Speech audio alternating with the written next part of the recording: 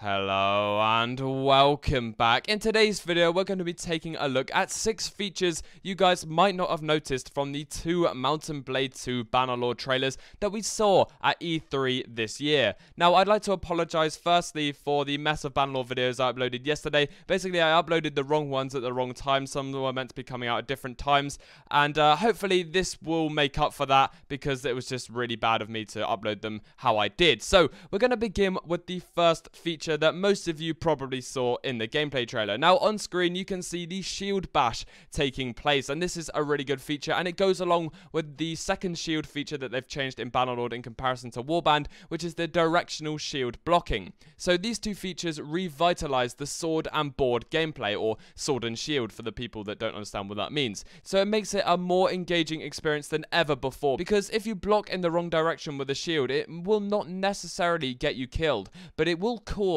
your shield to break faster, leaving you defenseless against missiles and vulnerable against multiple foes. Shield bashing, a highly requested feature. I know a lot of people wanted this, and I know a lot of Warband mods actually included this, but it was really weird because you have to stand still to shield bash, whereas in this you can actually move and shield bash at the same time, I think. So it temporarily stuns your opponent and knocks them back, lowering their defenses and giving you room to breathe. I presume you can also do a follow-up attack with that, so you can bash them and then hit them, but then we'll come on to these little combo attacks later on that we kind of saw in the gameplay trailer, but I wasn't entirely sure what they were.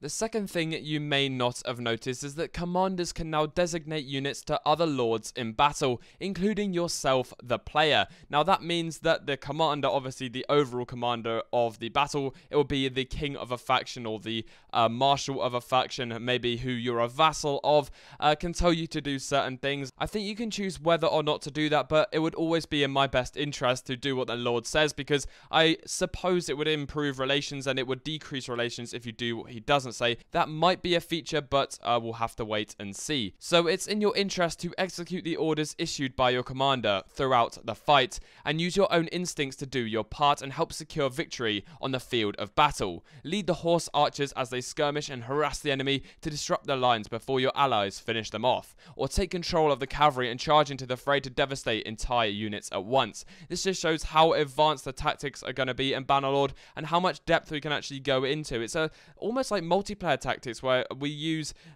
different sorts of things to take out different sorts of enemies, and this is going to be the same in the single player by the looks of things, which is a really, really nice feature.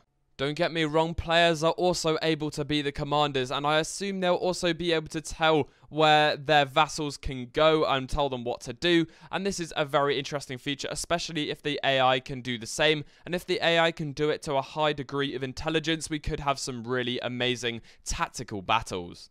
The third feature you may not have noticed is to do with the balance of power at the top of the screen. Now, it's not like a balance of power that you'll see in Total War, where the bar changes depending on who's more likely to win. I think this is actually to do with how strong your force is. So how it works is, at the start of the battle, that bar is full with the light red and the light green. However, as you start to lose troops, some of the darker green will start to emerge in, because you're losing troops and the lighter green bar will go down, and it's the same with the enemy. So as they lose more troops, the lighter red bar will go down, and it will be replaced with the darker red, which represents lost troops, and the same with the green as well, which I think is nice, and it lets you see kind of who's going to win and who has the most units left towards the end of the battle. This also does show you who has the larger army. So obviously the green bar on the right hand side is a lot bigger than the red bar on the left hand side, so it does show you how big each army is in proportion with these little green and red bars. That was very hard to explain, surprise.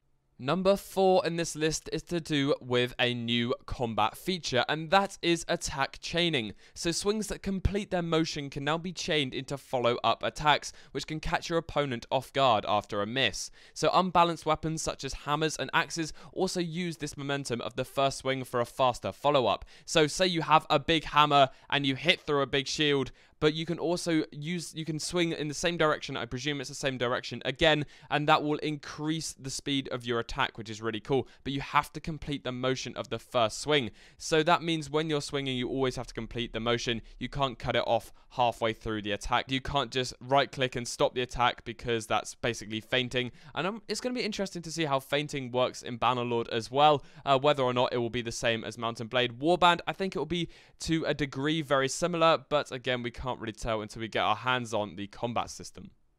Number 5 on this list is that there is no weapon showing up next to the shield, which is very strange in the bottom right hand corner of the screen. I have no idea why there's no weapon showing up next to the shield. That just doesn't make sense. It's just classic Warband to have your weapon and your shield there. It still has the how like broken your shield is, but it's weird to have no weapon there. Maybe they just thought there's no point in having it there because it doesn't really do anything. You just have a shield there which shows how broken it is, and you don't really need anything else. As that point wasn't very interesting, I'm going to throw in something else that you may not have seen. Now, when he's actually selecting which formations to use, you can see one of the cavalry formations is to attach. And that means that I presume he can attach cavalry units together between lords, which is quite a nice feature, because you can either have your cavalry splitting off and attacking from different angles, or you can just put them into one big cavalry charge group, which I really like. The 6th and final feature you may not have noticed is the reanimated plume. So we saw in the Battanian Siege gameplay with the hair that was very stiff and wasn't individually animated, so the hair just looked really weird and static. Basically, in this gameplay for the plume, we've actually seen that the individual strands for that plume are animated, so it looks really realistic, and as the horse moves direction, so does the plume, and it just looks really nice and is a really nice touch by Tailworlds. Whether or not they should be spending time doing that and getting on with the core game, because we really want that release.